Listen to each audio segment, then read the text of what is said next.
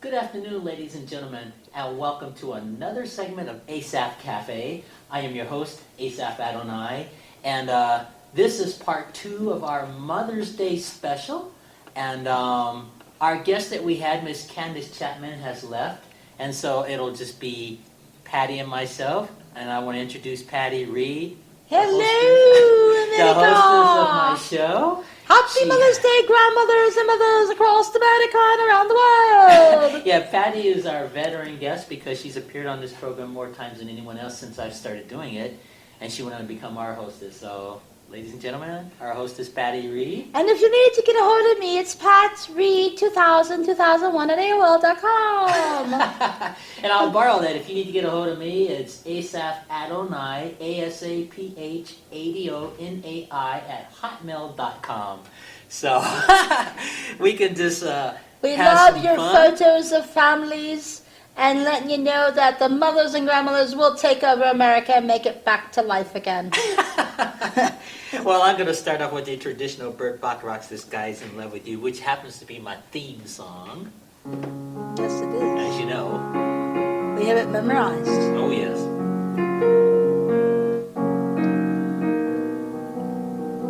I must have done this song hundreds of times in my life.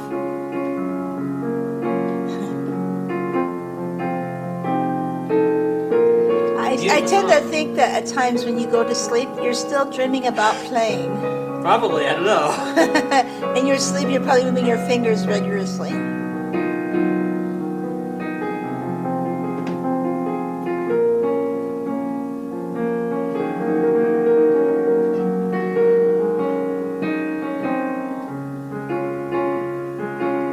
It's a fun song. It means that you're in love with your keyboard. I guess so, because I'm not married right at the moment. There you are.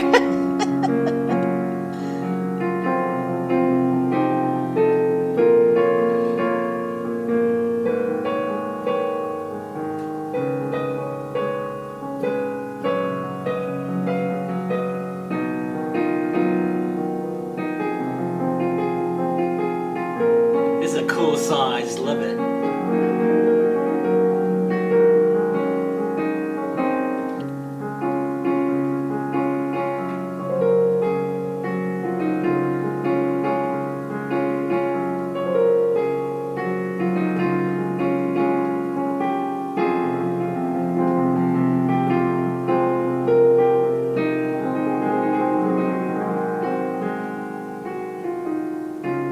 I really like that part there.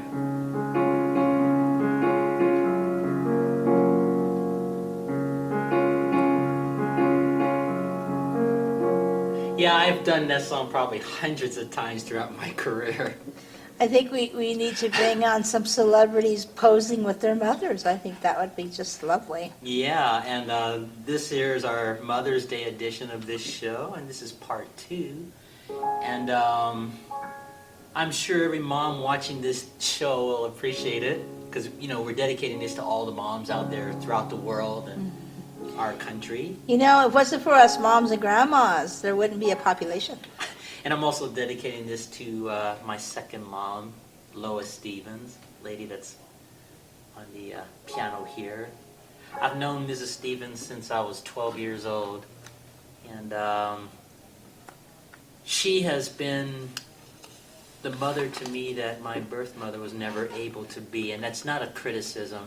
I'm just saying that some people, unfortunately, don't get a chance to have relationships with their natural parents.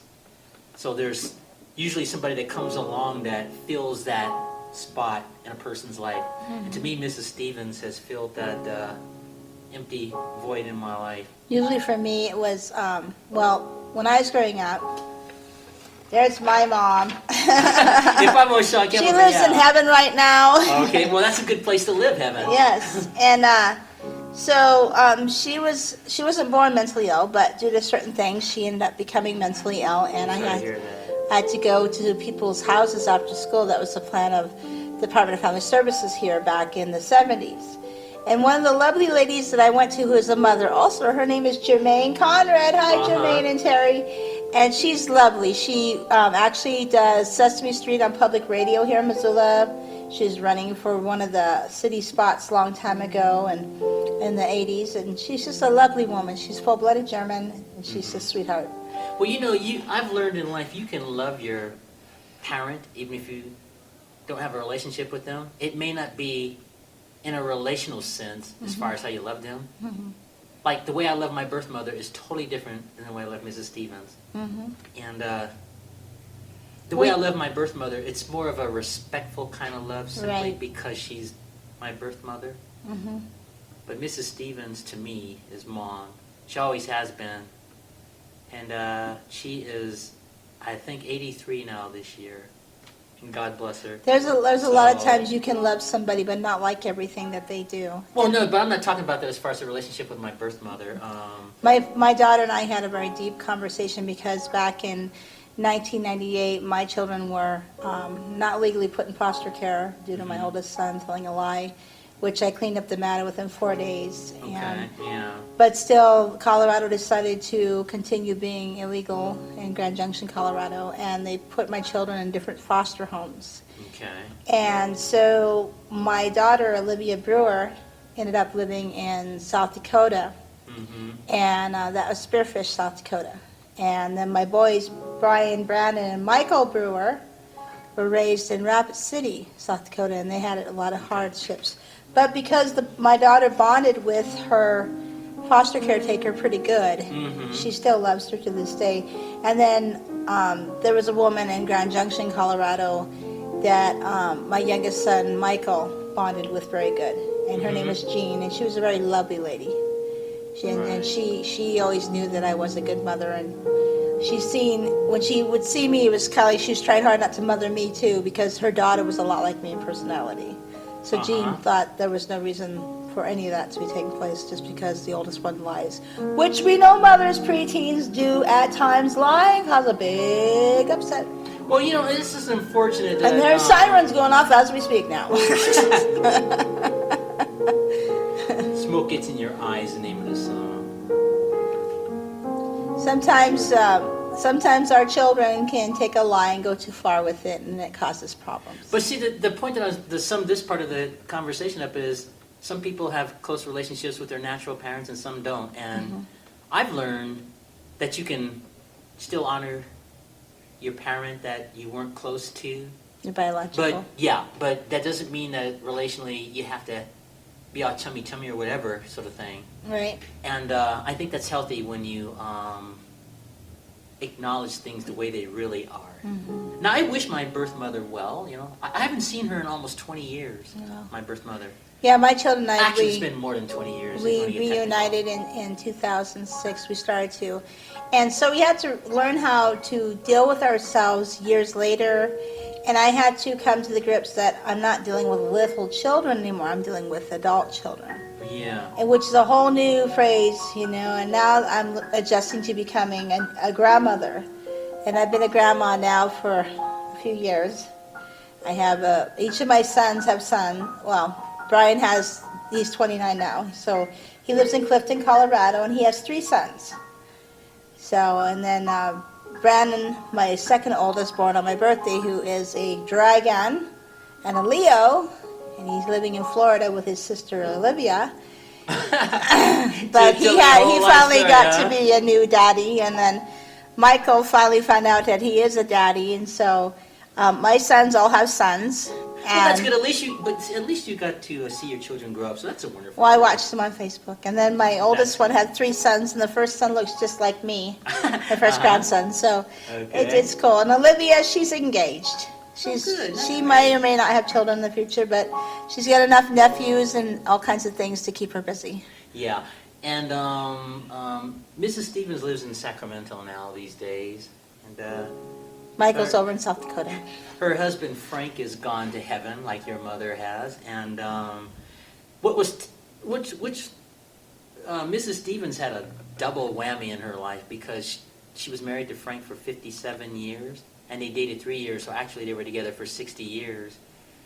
And then when Frank passed on, her son Tom passed on, I think about a year later. Oh. So But what was interesting is Tom and I were born on the same date, October 26th, and I put this in my autobiography. Oh, that's cool. So when Mom lost Tom, I contacted her and said, you know what, I've known you pretty much all my life, and I'll never be able to replace your son, but I'm going to become your son. Right. And that's how their relationship was established as mother and son as far as Mom here. But I had known Mom since I was a child, really Well, little kid. that was a good thing you did. So, too. and I did that because I wanted to ease her pain, because Yeah. I can't imagine what that's like It's overwhelming. to be with someone for 60 years and then lose your son after. That's mind-boggling to me. Well, it was I like when can't my do children that. were taken out of the blue because my oldest one told a lie, even though I fixed the problem 4 days later Mhm. with the courts and that. There's a dead silence. You Yeah. go from hearing, I love you, Mom, I need this, Mom, and all these things, and all of a sudden you get a high piercing in your ears knowing that somebody's thinking about you or talking about you, and then, but nothing's there. No one to Yeah. hold on to, no one to reach out. You know, it's a horrible feeling. Yeah. It's horrible. It's overwhelming. But to make this conversation make more sense, I wanted to talk a moment about the relationship with my birth mother. And I said this in my autobiography too. I got to send you a copy if I haven't sent it, because my story got published. My birth mom got pregnant with me before she married my father. And in those days, like in the 50s, if a woman got pregnant out of wedlock, they were forced to marry. And I'm not trying to pick on my father, but I got to tell the story. He was abusive to my birth mother then, before they married. So when she was forced to marry him, and then I came along, it made my birth mom feel trapped. Right. Because she was stuck in this relationship that she wasn't ready for. Right. And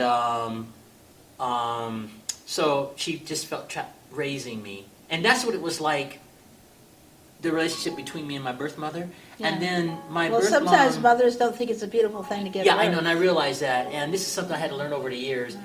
And she comes from a family of 11 children. My mother, my birth mom, was the 9th one born. So when I was around my aunts and uncles on my mother's side, they were always uncomfortable when I was around, because I was the oldest and the firstborn of this monster that was married to my birth mom. My presence served as a reminder, and that's what it was like growing up. And like when you tell truth like that, people in families don't like to hear that. Right. But it's truth that sets people free. Right. And so when I decided to write my book and tell the story, I wrote in the foreword that there were probably people in my immediate family that wouldn't be comfortable with me writing this, but Right. I decided to do it because I thought it was emotionally healthy for me, and I thought it would help other people. It gets hard when something traumatic gets bottled Yeah, up. if you don't and people face tell that, you to be quiet all the time. if you don't, that's what they did in the old days. Yeah. They just said, sweep it under the rug, and that's it, and that's unhealthy. Well, back and in it our festers. generation, it was, instead of Taylor Swift's Now Shake It Up, it was blow it off, blow it off. Yeah, and that blow it off just doesn't work. Yeah. And I had years of counseling, and of course I had my second mom here. And Counseling doesn't always help. no, it depends. Well, I had the right people in my life. It's I'm not talking about it's- doctors. It's not that basically kind of counseling. about listening, and if you don't Yeah. have a good listener, it's not going to work. Well, Mrs. Stevens, I cried on her shoulders probably 1 trillion times in my lifetime. And her son Tom and I, we were in the same Sunday school class when we were kids. Right. So it's been a number of years now since Frank and Tom have passed on, and so Mom and I have had this relationship, and she has filled that void that my birth mother was never able to fill. And I had learned how to understand my birth mother and forgive all that. And I've learned to forgive my father. It doesn't excuse his behavior, but Right. I forgave that. And, The this emotional mom scars here, really stick around. yeah, even if you heal, the memories are there. Yeah. But this mom here, she's just a real delight, real sweetie. That's good. That's She's good 80. She's 83 now and going strong, and I love her dearly. But She has really given me what my family and my birth mother will never be able to do, and that's okay. And that was why I wrote the book. And speaking of helping when I was others, growing up, because of my father being an alcoholic and physically abusive Indian, he's Cherokee Choctaw and Scotch Irish. He's a very stubborn Indian who likes to be Choctaw, huh? outside. Yeah, my birth mother comes from the Choctaw tribe. Uh-oh, we must have a guest out there. We have a guest. And Our guard dog here, our mascot guard dog. That's cute. She's never barked on the show before. It's okay, Pee-wee. It's okay. It's all right. It's all right. And so, come here. Get here. Come on. That's it, girl. And so, what I had to do, which was my own invention, is I usually had my friends as parents become my parents. So, I had lots of girlfriends, and all of their moms were my mom. Yeah. So I learned how to cook like an Italian. I learned how to cook like a German. I learned how to fluff a pillow in different ways and make a bed in different ways. But when I was going to high school, the way I learned how to have a lot of female skills is I took home ec and shop. So I learned how to sew and cook and do all that good stuff too. The teachers became my parents and my mothers. That's neat. So there's different ways. As long as a woman can be nurturing to a child, anyone can be the mother. Yeah, I know. But, Mrs. Stevens and I didn't have that mother and son relationship when I was a kid, but she was always like a mom to me anyway, because she watched me grow up. She lived pretty close to my parents at the time. A man or a woman can be a mentor. Yeah. Well, she's more than a mentor. The relationship I have with this lady, when she finally goes to heaven, my life will be complete in a sense because I'll be able to say that I had someone in my life that was actually a parent to me. That tugged on your heartstrings. Yeah. This lady's a real sweetie to me. I mean, she's a one of a kind as far as my. He's proud of you, Mom. He's proud of you. Yes, I am. Your son Asaph's proud. I'm very proud of her, and I love her very dearly. And what I've told people, because my mom lives in heaven, she's another guardian angel that's good to me. So. Yeah. Speaking of helping others with my book, there's a guy from San Francisco that happens to live here in Missoula. I'm not going to mention his name, but he walked up to me one day because he had read my book. And he had this big smile on his face. He was like, right on, Asaph, writing that stuff. And he goes, I didn't know you grew up in situations like that. I could sure relate. Mm-hmm. He had this thumbs up grin thing. And so that's rewarding when people can read my book. And well, you got it published. I mean, when I got some of my poems published, I mean, one of them, when it got on the first page of a collection of poets, I was just so amazed. They titled me a political poet, and it's called "America is Becoming Endangered, More Endangered," and it talks about how things have changed and how they went to being, instead of about moral issues, it's going downhill. People are getting away from that. Instead of thinking morals and values and common sense, which we're born with, which we really have to use throughout our life. Money's not always going to help us. Yeah. If you want to be a good parent, you got to use your right decisions. Yeah, money can't help you when you're in emotional pain. No. There's no device you can buy in the store. Emotional pain and heart pain is more painful than physical pain. Because with a physical pain like a broken arm, you can at least see that. Right. Inner scars, they're more difficult to heal. They really are. That's why teddy bears are beautiful blankets for the younger, because a mother knows as long as they have something warm that they can snug up to and give love to, and they'll give love back. Yeah. That's why a lot of children love kitties and puppies. Well, you've been to my home. You've seen my stuffed animals. They're called affectionate. Yeah, they're called affectionately my critters. And I've had those stuffed animals, some of them for years. Yeah. And some I've gotten from concerts I've done over the years. Oh, I make teddy bears too. I call them flexi teddies. They're very flexible. Yeah. And I make them characters so we can go with the seasons. So like in Halloween we have Dracula, Mr. and Mrs. Dracula and Frankenstein, and then Mr. and Mrs. Claus and Christmas with all the angels, angel bears, and then we have elves and pilgrim bears and Thanksgiving and so forth. But the point is, there's something for a child to be able to hold and take to bed, and the little mouths that glow in the dark, the tongue and the lips, they glow in the dark, and the noses glow in the dark, and the eyebrows. I'm just brain dead here, so I'm just going to play Madam Butterfly while we talk. But one of the key things to anybody who's raising children, in spite of how a child may carry out, I mean, they'll have their good days and bad, because that's normal.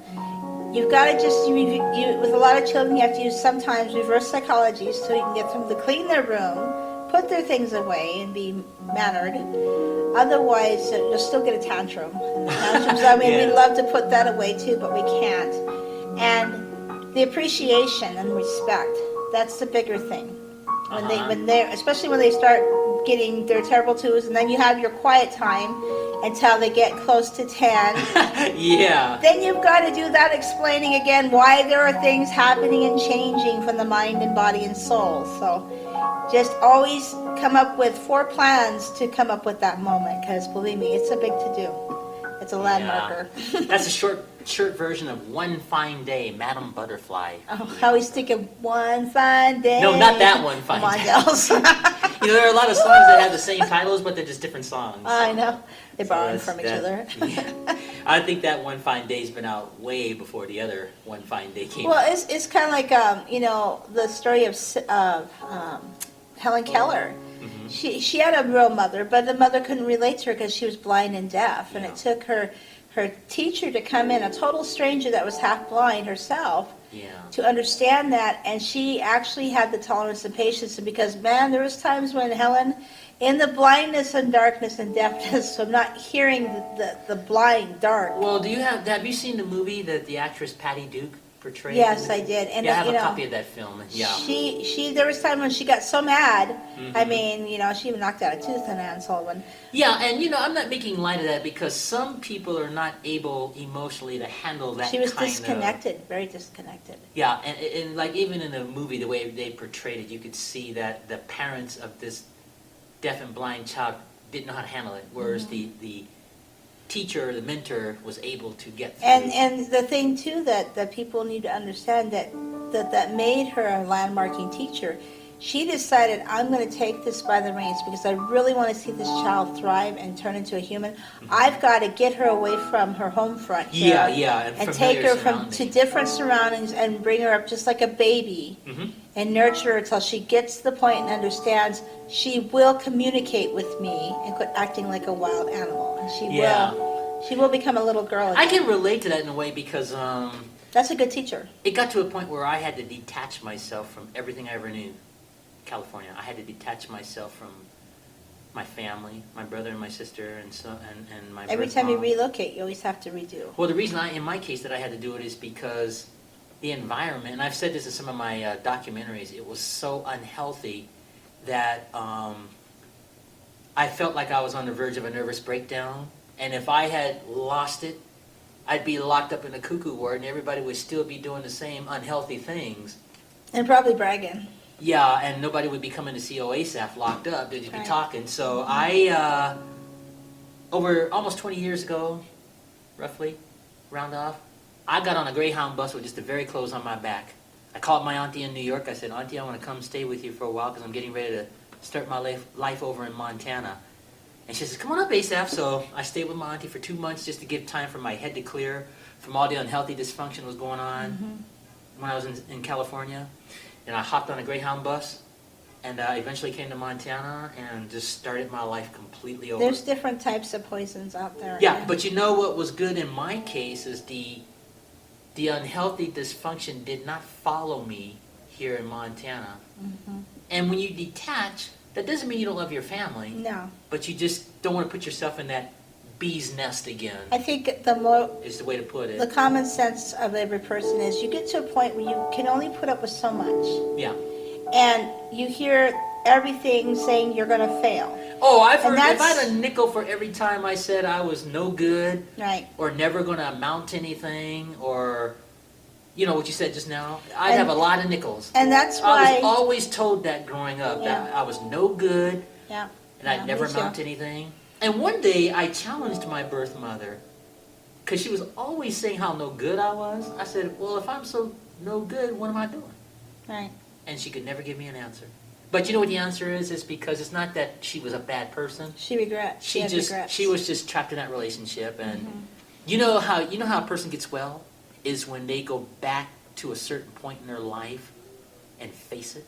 You see, my birth mother has never faced her past, and now she's up there in years and had forgotten most of it. Right. And I put in my book that compassion is not trying to get her to remember the terrible things she used to do, but just release it and just wish her well. Because see, my birth mom is trapped in this mental state because she's never gone back and faced the pregnancy and what she was going through. Right.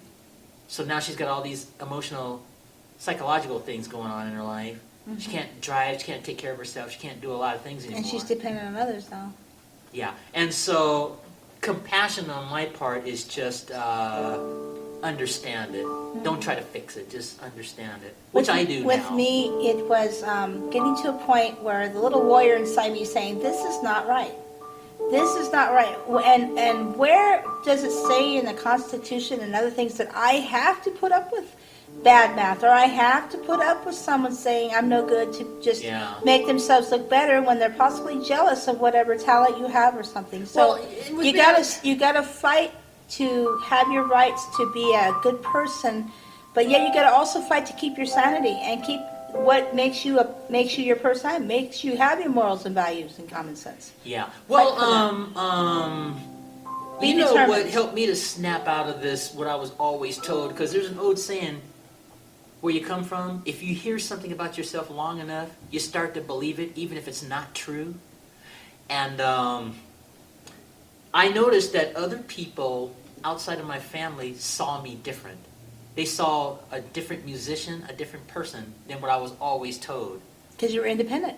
And more people, like when I was doing my early concerts, more people were always saying the positive stuff. It's like 98% was always positive, and then the 2% was what I was always told. And I got to a point where I said, who am I going to believe? Everybody or just a handful of the family? And that's what helped me snap out of that mindset of thinking maybe I really was not any good. And the other thing too is, do you want to be, the other question you got to ask yourself too, do I really want to be unhappy and depressed all my life, or do I want to find happiness? I mean, happiness is hard to find. It's a full-time search forever. Yeah. And after you get into routine, it can get a bit dreary and you get bored with it. So you have to reinvent yourself and reinvent what you like. Well, I think, when I came to Montana, it was a starting over for me, literally. And I'm fine now. I've been here almost 20 years now in Montana. I lived in Billings for 12 years, and I did a lot of piano performances in those years. And in the 12 years that I was in Billings, I was always advised that I should move to Missoula, and eventually I did.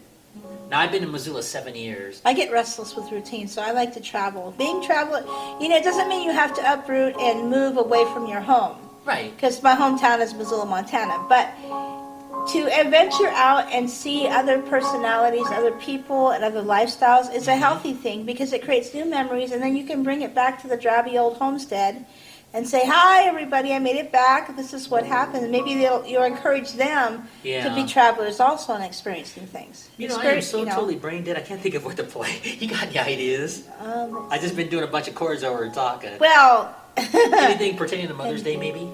Well, they have that M is for the many things you do for me. I think I went on C. Put them together, spell mother. There you go. It's for the other things you do. It's pretty.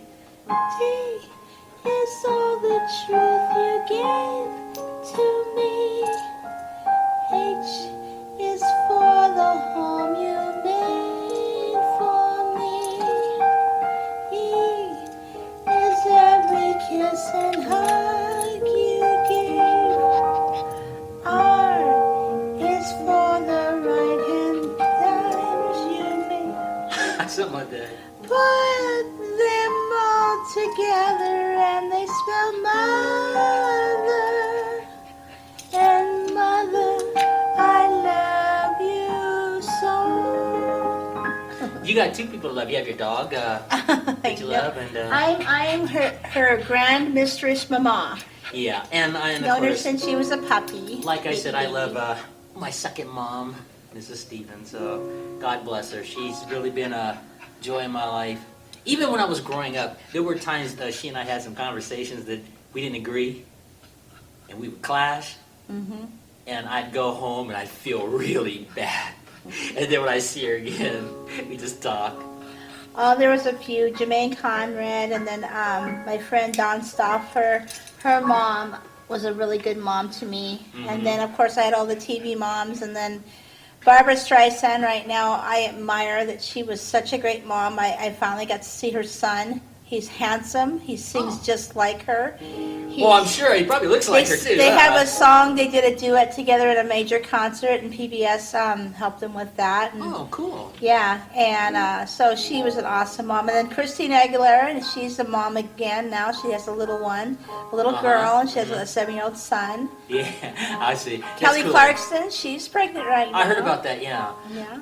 Well, it's all these people, they're going to be moms, and they'll. Julie Andrews was a mom, and Yeah, I'm a big fan of Julie Andrews. she's wonderful. I think Julie Andrews is perhaps the greatest female vocalist ever. Yeah, she's very She's good. my personal favorite. Then there was Judy Garland. She Well, yeah, I know. I Liza mean, there were a Minnelli's lot of great mother. female singers and male singers, but to me, Julie Andrews, there's no one else like her. She's kept her head together. She's very. Well, but that voice, I mean, this is a woman that spent her whole life singing and brought a lot of joy to the world. And then Celine and Dion, stuff. she's a mom. Yeah.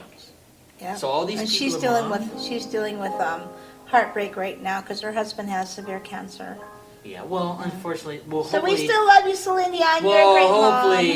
hopefully, Celine's husband will get well. But all these people we're naming, they're all mothers, and you can be a mom and not be famous, Right. and still have the same love for your family like these famous people. We want to have hear for from them. you, mothers. We really do. Asaph Yeah. Cafe, come on, be a part of it. Let's do some mother stuff since we mentioned these people. We'll start with Judy Garland.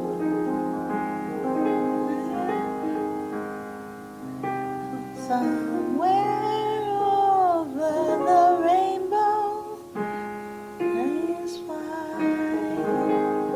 Feel free to sing along. The place that I came to once in a lullaby.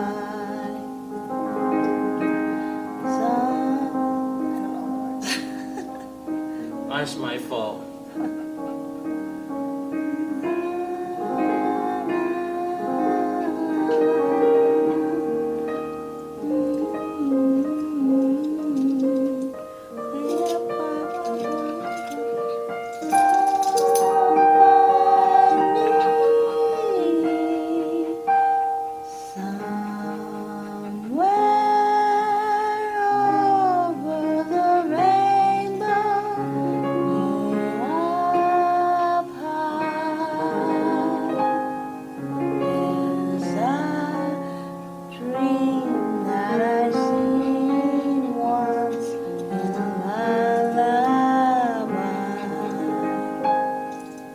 And here's the conclusion.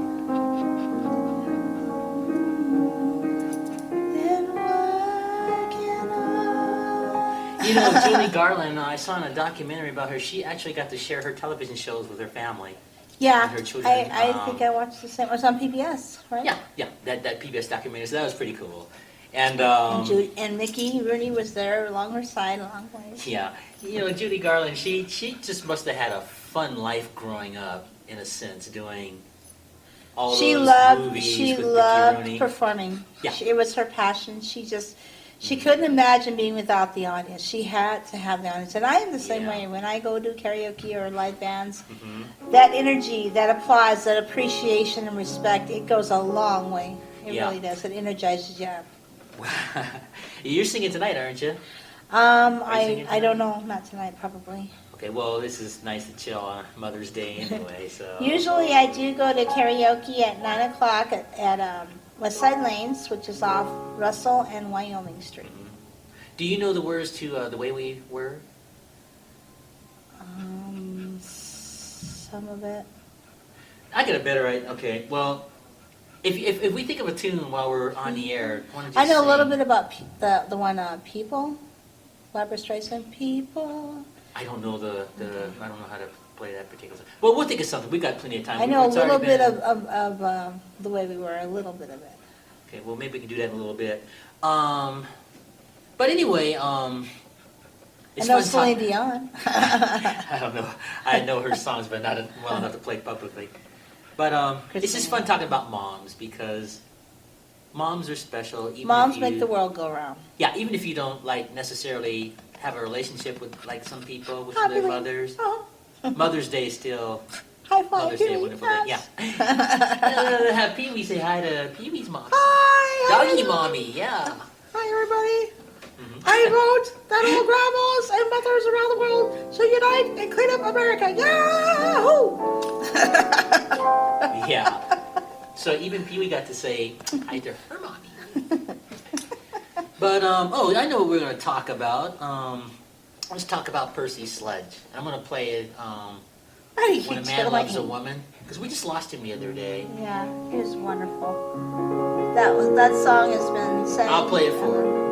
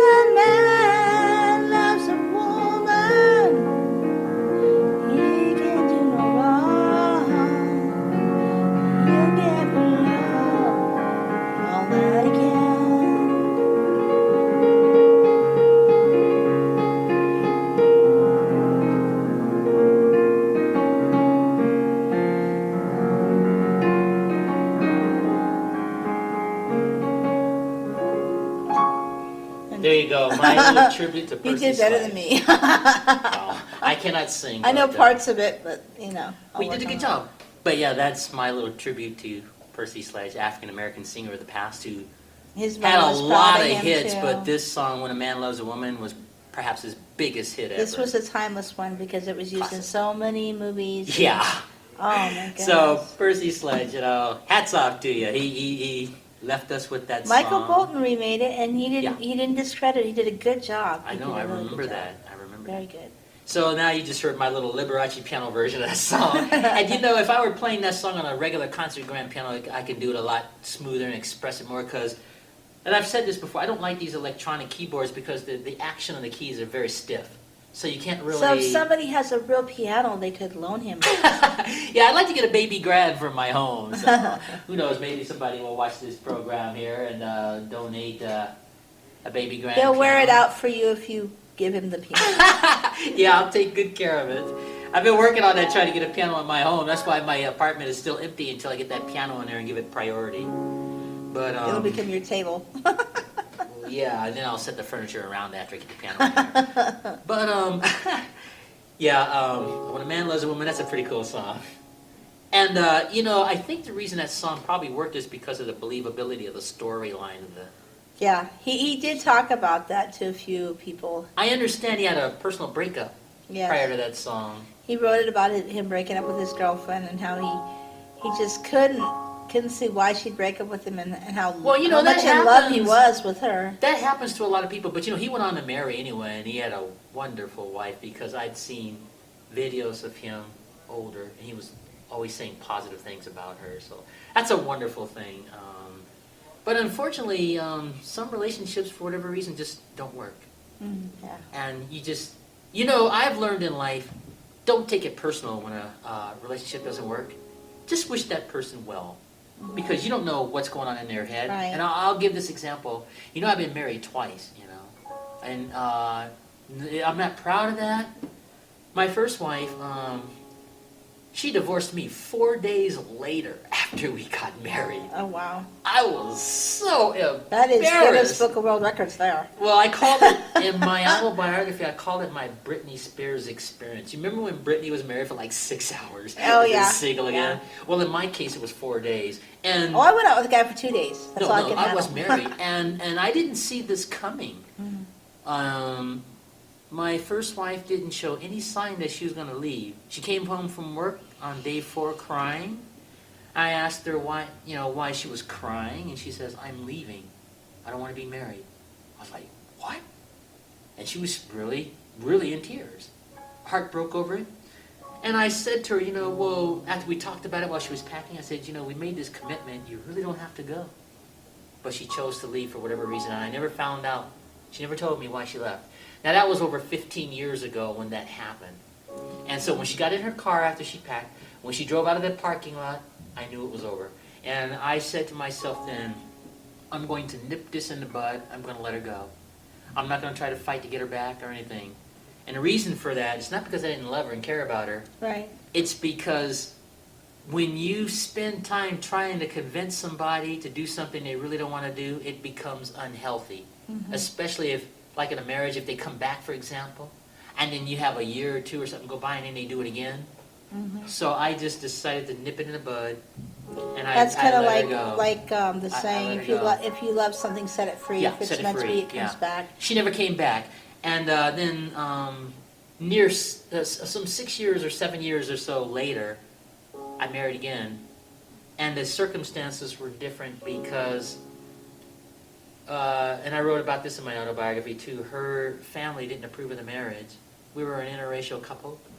That had something to do with it. Mm-hmm. And I'm a pianist. That had something to do with it. And I didn't come from a great family, right, whereas she did. So those were factors. And she had some mental health issues too. Mm-hmm. Nothing. I went through my own divorce. And it wasn't like where she's going to kill someone, but right, when a person has mental health issues, they have to have a more quiet, calm life. And in her view, she always seemed like she's going to fall off the edge of the world. Mm-hmm. Whereas from my view, I knew everything was fine, but I couldn't convince her that. Right. And then with the influences of the family and not being in support, it was too hard on her. So after a year and a half, I let her go. In my instance, I had to basically, I had gotten tired of my ex-husband cheating, Martin Brewer, and so I decided when I got pregnant the 4th time, it was better to take the children and go have my uncle help me in Denver than put up with the abuse of the physical beating and the mental assaulting and all that. And well, with my second wife, we never fought. It was just more trying to get her to see that she was going to be okay, and I couldn't get her to see that. Mm-hmm. And then with the constant bombardment from the influences of not only her family, but everybody in the world that she's from, mm-hmm, the marriage was doomed. So I let her go. And I wrote about all that, which for me was a healthy thing, and I think it helps a lot of people. It was hard. I did love my ex-husband, but I did too. I loved. I didn't like his cheating and everything like that because he didn't respect me in the marriage. So it was a waste of time, and I was wasting my time. And then. Mm-hmm. Then when I became a single parent and raised my children for years, and then my oldest son lies and causes problems at going on 13, it was like a forced divorce again. So I had to I didn't like it. I didn't like being away from my kids, but I knew that since I had no choice but to set them free, that they'd come back, and they did. We started reuniting in December 2006, and I have, through the internet and physically, I've contacted and gotten in touch with my children, and now they don't argue too much about some things because now they're paying high rent. Yeah, that'll do it. They're raising children, the boys, so they're learning. And my daughter, she's learned about high rent and stuff, so she doesn't question me and doesn't seem to think that I'm mentally ill now, because reality is America's high cost and everything, and mm-hmm, immoral issues are making us all a little crazy. So yeah, but so just hang on to nurturing and love. Well, speaking of hanging on to love, if I ever marry again, this is just for me, and what I'm about to say may not work for somebody else. I'm only talking for me. I'm going to have to marry somebody who's going to be strong enough to have proper boundaries with their family. You can't have a marriage the way your family thinks you should Right, have because it. you're not marrying your family. That's correct. You're marrying the spouse, so you have to have those But they're proper marrying boundaries. into the family in a matter of Yeah, you're marrying a family, but there's a difference between marrying into the family and having a family tell you how you should have your marriage. Yes, you don't need the See? nitpickers. No, and so I would have to have that, and then I would have to have a wife that understands that I play the piano for a living. Right. So you'd have to have a wife that loves music. Yeah, piano and then I have to playing. practice an awful lot, and which I do. Well, that's like Phil And, Collins when he has to be creative. He locks himself in a room with all the instruments, and he basically becomes the band. Well, I may then he goes not and gets go to that everybody. extreme, but locking myself in a room with a wife, but she, I'll be able to play or practice while she's in the house and maybe share some things with her. See, I'm going to have a relationship like that. Mm-hmm. And Maybe a college if student it's an music. interracial relationship, it has to be strong enough to withstand people's thoughts. Mm-hmm. Because even though we live in the U.S., it's 2015 and what have you, the reality is there's still people hung up with interracial relationships, and that's Yeah. just something that's never going to change Right. until the world comes to an end. The Lord comes back and fixes all that. But in Everybody the has their meantime, own idea of what yeah. they think is the right thing. But in the meantime, those are probably things I would do. And then also, for me personally, I'll probably have to marry someone from another culture, like somebody from the Philippines or China or something, for example, because, let's face it, I'm 56 years old. So if I married someone near my age, they've already You're past raised their 29. kids, they've already... And this is going to sound insensitive. A lot of people our age, as you know, have such baggage issues from past hurts. Well, And I don't mean that critically when I say that. What I'm saying is it's hard Simon to Cowell fix. didn't help because he said after you're 29, you're washed up. It's hard to, when a person's been scarred, like we talked about, it's hard to fix. So if Yes. you jump into a relationship with someone who's got a lot of emotional problems or baggage issues, as they call it, it's really hard to fix. It's not impossible, Right. but it's hard to fix. But you And got to have so- somebody that is actually on your level in common interest. But, Without common and then interest, it doesn't I'll work. probably end up marrying a younger person who hasn't been so scarred by life. Mm-hmm. Now, I'm not talking about someone... Well, usually by the time I realize a person, by the time they hit, in this culture now, between 10 to 13 years old, they're going to go through something traumatic.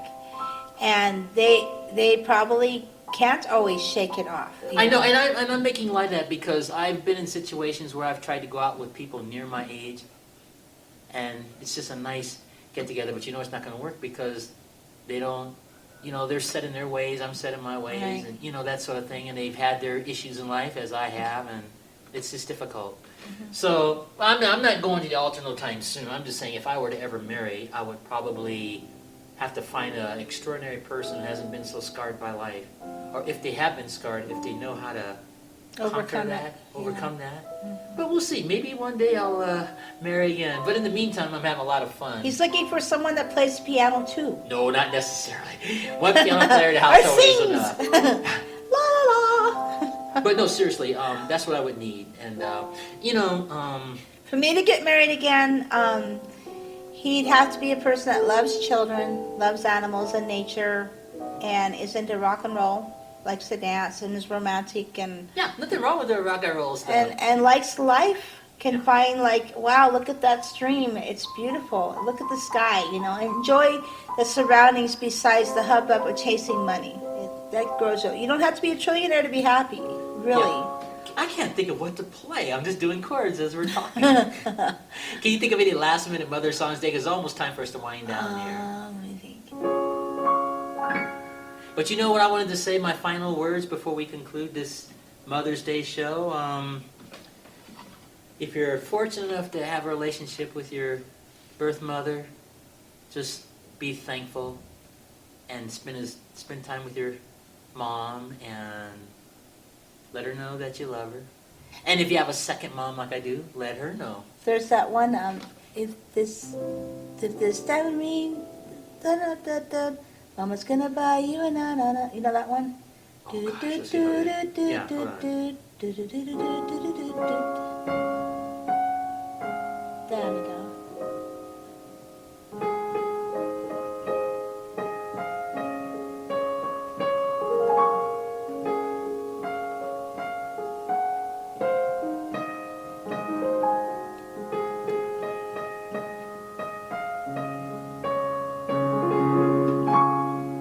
remember.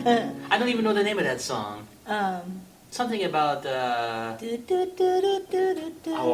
maybe somebody watching this episode. I will want to probably, see remind all me. children, adult children, children, and grandchildren. Spoil your grandmothers and your mothers all of May.